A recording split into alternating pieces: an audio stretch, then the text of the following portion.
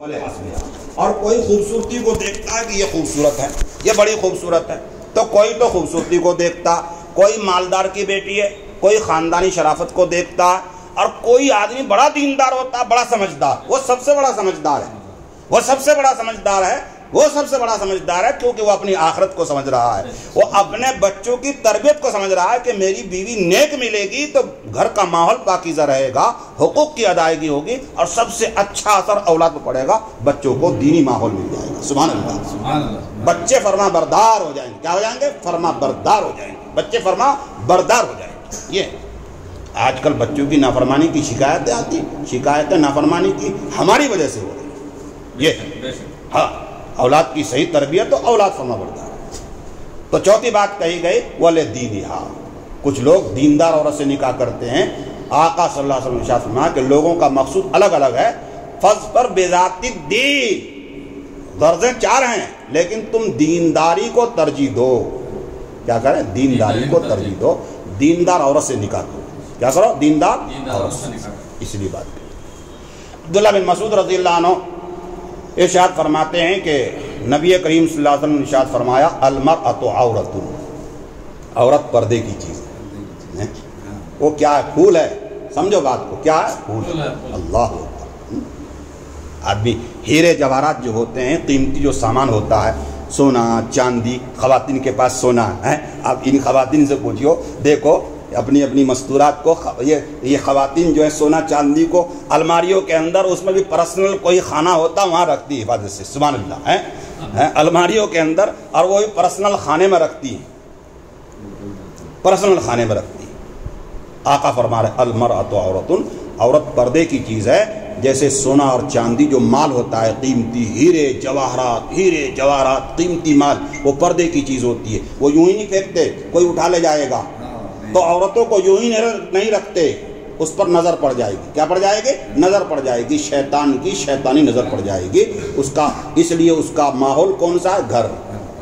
گھر کے اندر۔ المرأۃ عورۃ، حدیث کہہ رہی ہے عورت پردے کی چیز ہے۔ حدیث کیا کہہ رہی ہے؟ آقا کیا فرما رہے ہیں صلی اللہ علیہ وسلم؟ عورت پردے کی چیز ہے۔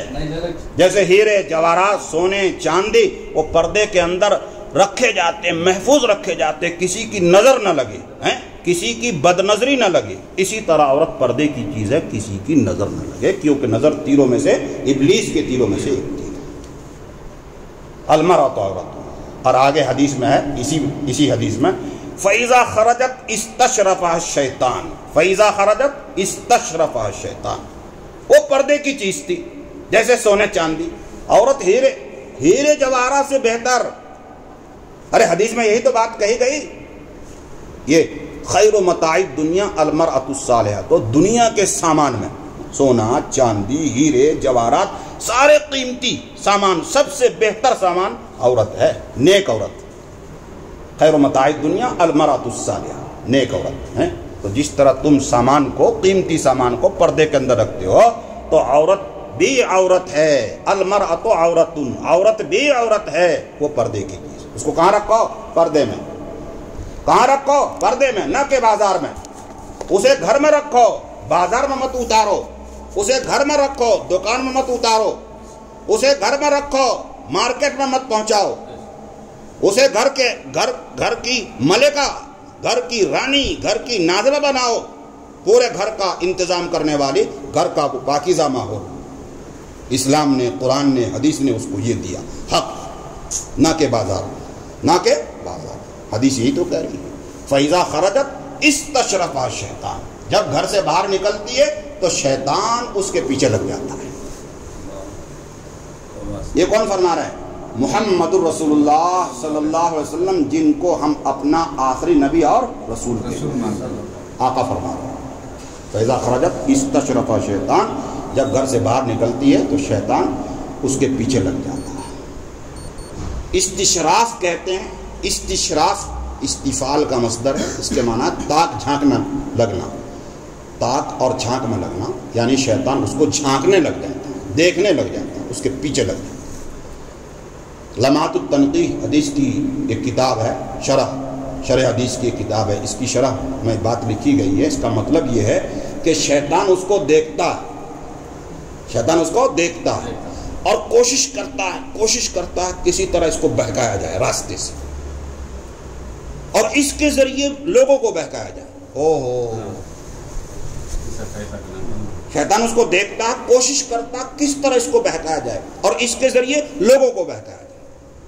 عورت پردے کی چیز ہے، جب گھر سے باہر نکلتی ہے شیطان اس کے پیچھے لگ جاتا ہے، یعنی شیطان اس کو بہکانے کی کوشش میں اور اس کے ذریعے لوگوں کو بہکانے کی کوشش میں۔ چنانچہ آزاد قسم کے لڑکے، ان کی نظریں جو واہی قسم کے ہوتے ہیں کہاں رہتی ہیں؟ اجنبیات پر۔ قرآن تو یہ کہتا ہے اے ایمان والو اپنی نگاہیں نیچی رکھو، اور قرآن یہ کہتا اے ایمان والیو اور اے ایمان والیو اپنی نگاہیں نیچی رکھو، مگر ہماری نظریں کہاں ہو رہی؟ ہماری نظریں اجنبی پر، اجنبی مردوں پر ہیں، اجنبی عورتوں پر۔ پہلی مرتبہ کی نظر اگر اچانک پڑ گئی ہے، پہلی مرتبہ کی نظر اگر اچانک پڑ گئی ہے تو وہ معاف ہے بغیر ارادے کے، اور دوسری مرتبہ کی نظر وہ ارادے کے ساتھ ہے، اب اس پر گناہ۔ پہلی مرتبہ راستہ چلتے ہوئے جو نظر پڑی تھی وہ اچانک ہے، وہ معاف ہے، اس پر کوئی مواخذہ نہیں، کوئی پکڑ نہیں، اور اس کے بعد دوسری مرتبہ کی نظر وہ ارادے کے ساتھ ہے، چلتے ہوئے پڑ گئی تو معاف۔ لیکن جان بوجھ کر دوبارہ نظر ڈال رہا تو اس کا مطلب ہے کہ یہ خطا کار ہے، یہ مجرم ہے، قصوروار ہے، چاہے مرد ہو یا عورت۔ جس طرح مردوں کو تعلیم ہے عورتوں کو تعلیم ہے، قرآن نے دونوں کو ہدایت دی۔ نگاہیں نیچی رکھو، جب گھر سے باہر نکلتی ہے شیطان پیچھے لگ جاتا ہے۔ حضرت بریدہ رضی اللہ تعالیٰ عنہ